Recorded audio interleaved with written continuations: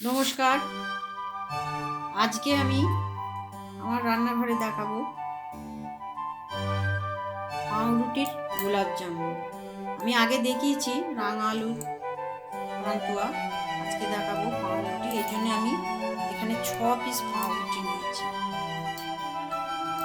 আর নিয়েছি এই বাটি এক বাটি হাফ বাটি দুধ, ছোট এলাচ ভেঙে রেখেছি, একটুখানি কেশর, আর এখানে 4 চামচ গাওয়া ঘি, এক বাটি চিনি রেখেছি এখানে। এটা আমি এক বাটি জল দেবো, দিয়ে চিনির শিরাটা তৈরি করব। আর এখানে নিয়েছি গুঁড়ো দুধ বাটি হাফ বাটি, গুঁড়ো দুধ, আর কিছু কাজুর কুচো, নকুলদানার কুচো কিছু রেখেছি। এখন আমি এই ব্রেডের ধারগুলো কেটে নেব।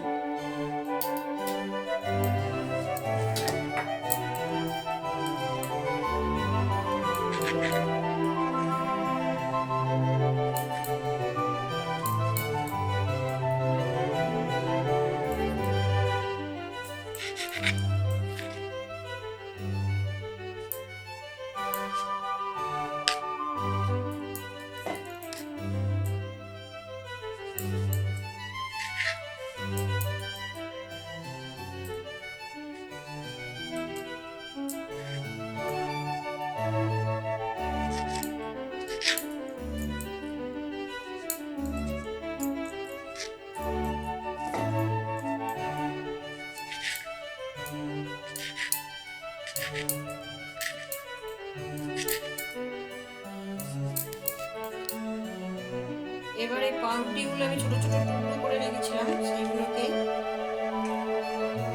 মিক্সিতে একটু গুঁড়ো করে, পাউরুটিটা গুঁড়ো করা হয়ে গেছে। এখন আমি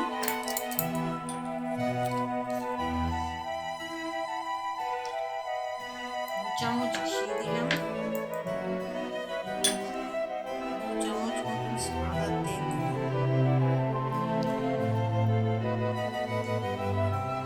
আর এই যে গুঁড়ো দুধটা 100 গ্রাম মতন গুঁড়ো দুধ রেখেছিলাম, ওইটা দিয়ে দিলাম।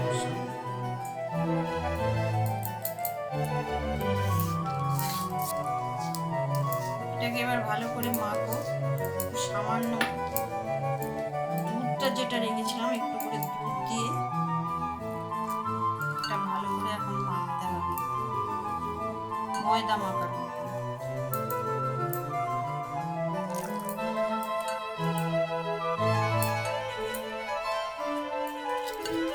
এটা এখন মাখা হয়ে গেছে, আমি এবার চিনির শিরাটা তৈরি করছি। এবার 1 কাপ পরিমাণ জল দিলাম, আর চিনিটা দেবো। আমি এখানে 200 গ্রাম মতন চিনি রেখেছিলাম, সেই চিনিটা এখন আমি দিয়ে দিচ্ছি। আর এই জলের মধ্যে একটু ছোট এলাচ 4টে দিয়ে দিলাম ফাটিয়ে, আর একটু কেশর দিলাম রঙের জন্য। রসটার মধ্যে কেশর দিলাম, রসটা হতে থাকলো। এখন আমি পান্তুয়াগুলো তৈরি করে নেব।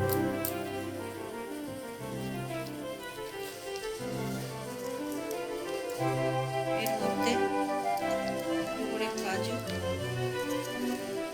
একটা করে এলাচ দানা, দেখুন এর মধ্যে আমি কাজু দিয়েছি 2 কুচো, আর একটু এলাচ দানা দিয়ে আমি এটা পান্তুয়ার আকারে করে নেব।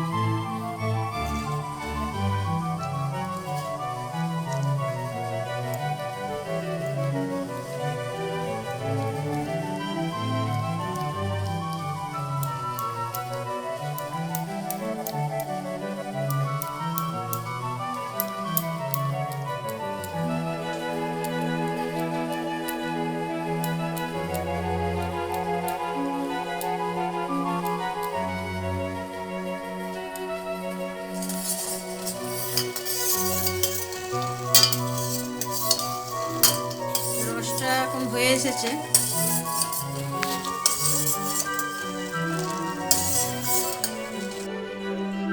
পান্তুয়াগুলো তৈরি হয়ে গেছে। এগুলোকে খুব মসৃণ করে পাকাতে হবে, নাহলে ফেটে যাবে। দেখুন আমি খুব মসৃণ করে পাকিয়েছি। এইবার আমি এগুলোকে ভেজে নেব। রসটা রেডি হয়ে গেছে, এখন আমি পান্তুয়াগুলোকে ভেজে নেব।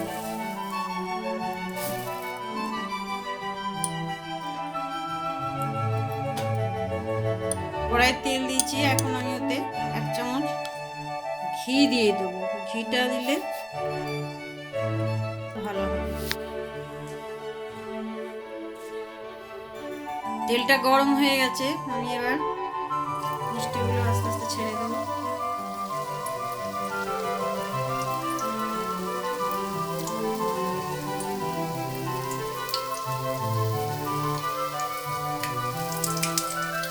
সিমে করে দিয়েছি।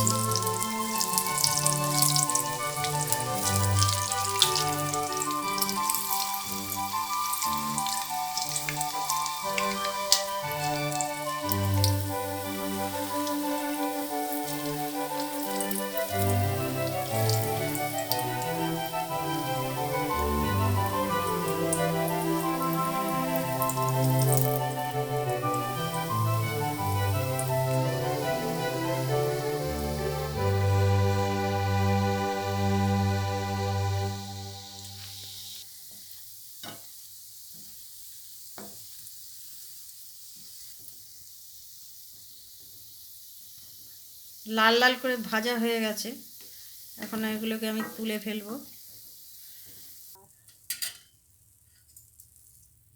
এখন এই মিষ্টিগুলোকে আমি পান্তুয়াগুলোকে রসে দিয়ে দিচ্ছি।